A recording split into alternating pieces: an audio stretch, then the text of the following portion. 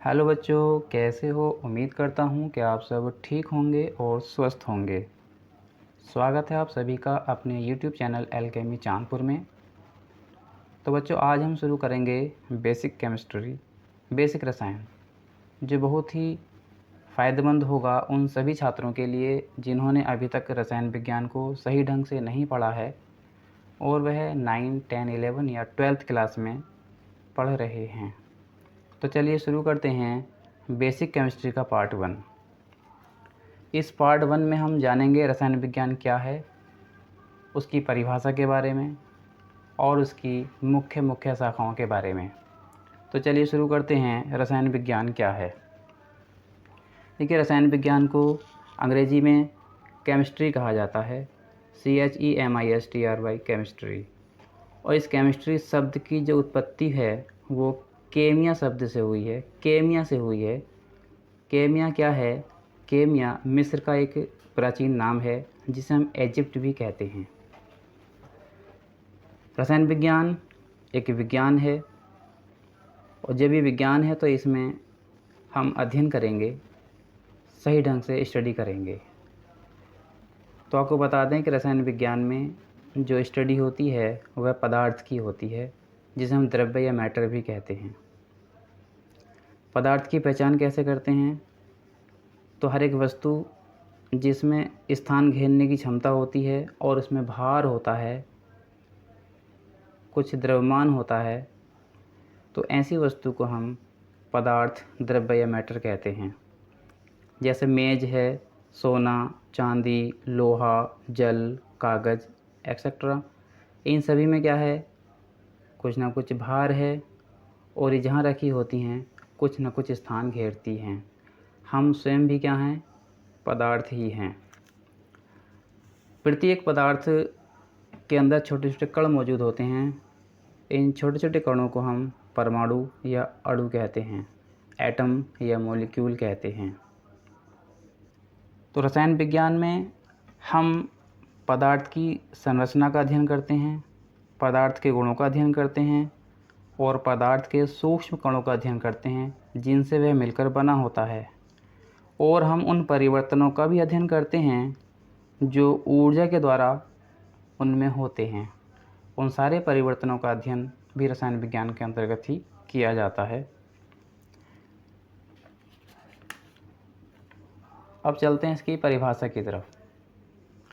तो रसायन विज्ञान की परिभाषा आपको लिखनी है। आप इसके नोट्स बनाएंगे सही से लिखने के लिए। विज्ञान की वह शाखा जिसमें पदार्थों की संरचना, पदार्थों को हम द्रव्य भी कहते हैं, गुणधर्मों, सूक्ष्म कणों, सूक्ष्म कण में एटम और मॉलिक्यूल आते हैं, तथा ऊर्जा के द्वारा उनमें होने वाले परिवर्तनों का अध्ययन किया जाता है, रसायन विज्ञान कहलाता है। याद कर लेंगे। इसे परमाणुओं, अणुओं का विज्ञान भी कहा जाता है। अब यहाँ पर कुछ मेन बिंदु आपको याद रखने हैं। केमिस्ट्री शब्द की जो उत्पत्ति है, जो इसका ओरिजिन है, वो मिस्र के प्राचीन नाम केमिया से हुआ है। केमिया परिवर्तित होकर के केमिस्ट्री बन गया। दूसरा नोट पॉइंट ये है, एक साइंटिस्ट हैं बर्जीलियस, जिनका पूरा नाम है जोन्स जैकोब बर्जीलियस। ये स्वीडन के रहने वाले थे। इन्होंने रसायन विज्ञान के विकास में बहुत योगदान दिया है, इसलिए इनको ग्रैंडफादर ऑफ केमिस्ट्री के नाम से जाना जाता है। ये जो हैं केमिस्ट्री के दादाजी हैं या पितामह कह सकते हैं आप। तो ग्रैंडफादर ऑफ केमिस्ट्री किसे कहेंगे आप? Jons Jacob Berzelius. इनके बाद दूसरे साइंटिस्ट हैं एंटोइन लेबोशियर। एंटोइन लेबोशियर, इनको आप लेबोसिए भी कह सकते हैं, और ये फ्रांस के रहने वाले हैं। इन्हें कहा जाता है फादर ऑफ मॉडर्न केमिस्ट्री। ये पिताजी हैं रसायन विज्ञान के।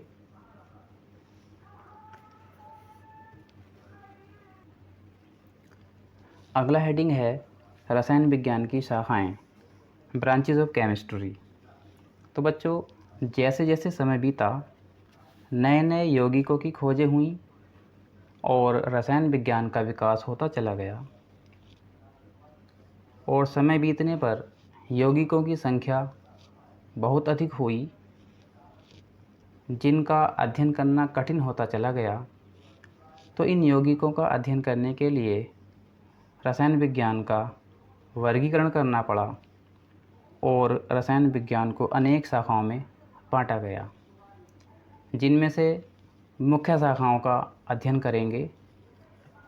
तो जो मेन शाखा है रसायन विज्ञान की, जो पहली शाखा है उसका नाम है कार्बनिक रसायन या ऑर्गेनिक केमिस्ट्री कहते हैं। कार्बनिक का मतलब होता है कार्बन वाली केमिस्ट्री, ठीक है।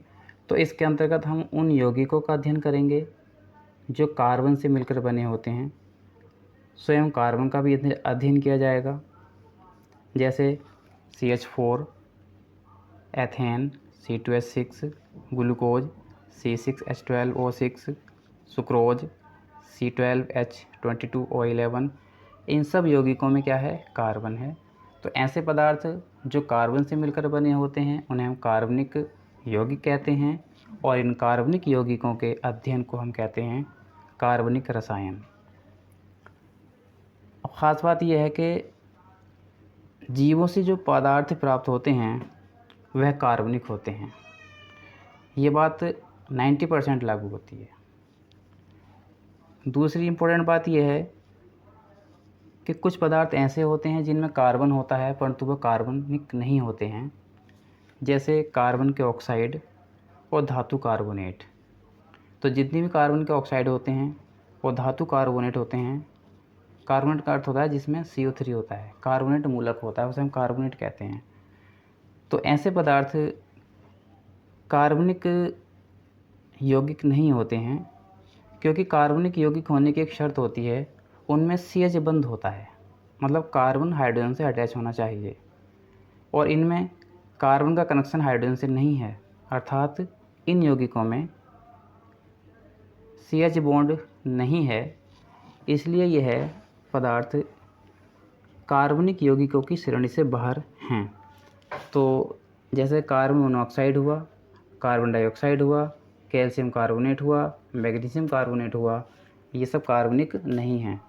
तो इनका अध्ययन हम कार्बनिक रसायन के अंतर्गत नहीं करते हैं। अगला पॉइंट यह है कि अभी हमने कहा था कि ऐसे पदार्थ जो जीवों से प्राप्त होते हैं वह कार्बनिक होते हैं, परंतु वोहलर नामक वैज्ञानिक ने सबसे पहले यूरिया को लैब में बनाया, इसलिए इनको फादर ऑफ ऑर्गेनिक केमिस्ट्री कहा जाता है। अर्थात ये ऑर्गेनिक रसायन के या ऑर्गेनिक केमिस्ट्री के फादर कहलाते हैं। क्यों कहलाते हैं? क्योंकि इन्होंने सबसे पहले एक कार्बनिक पदार्थ जिसका नाम यूरिया था उसको प्रयोगशाला में बनाया था।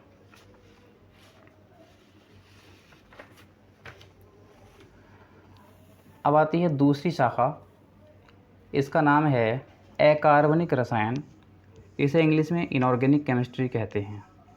ए का मतलब होता है नहीं, जिसमें कार्बन ना हो, मतलब ऐसे पदार्थ जिसमें कार्बन नहीं होगा उन सारे पदार्थों का अध्ययन हम अकार्बनिक रसायन के अंतर्गत करते हैं।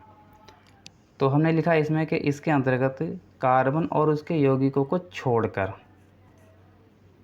छोड़कर अन्य सभी पदार्थों और यौगिकों का अध्ययन किया जाता है, जैसे वाटर हो गया, अमोनिया है, सल्फ्यूरिक अम्ल है, नाइट्रिक अम्ल है, अमोनियम क्लोराइड है, एक्सेट्रा। इसमें भी एक इम्पोर्टेंट बात यह है कि ये जो हमारे अकार्बनिक पदार्थ हैं ये मोस्टली हमें प्राप्त होते हैं पृथ्वी से, चट्टानों से या वायुमंडल से प्राप्त होते हैं। तीसरी शाखा का नाम है भौतिक रसायन। इसे हम फिज़िकल केमिस्ट्री कहते हैं। इसमें हम जो अध्ययन करते हैं रासायनिक अभिक्रियाओं के नियमों का अध्ययन करते हैं, और जो रासायनिक अभिक्रिया हो रही है उसका सिद्धांत क्या है, उन सिद्धांतों का अध्ययन इस शाखा के अंतर्गत करते हैं। तो आप लिख सकते हैं इसके अंतर्गत रासायनिक अभिक्रियाओं के नियमों और सिद्धांतों का अध्ययन किया जाता है, जैसे बॉयल का नियम, चार्ल्स का नियम, विसरण नियम, गैस समीकरण, हेनरी का नियम, एक्सेट्रा। चौथी ब्रांच का नाम है वैश्लेषिक रसायन। इसे इंग्लिश में एनालिटिकल केमिस्ट्री कहते हैं। इसमें क्या होता है, इस रसायन शाखा के अंदर हम पदार्थों की पहचान करते हैं और उसकी मात्रा का आकलन करते हैं।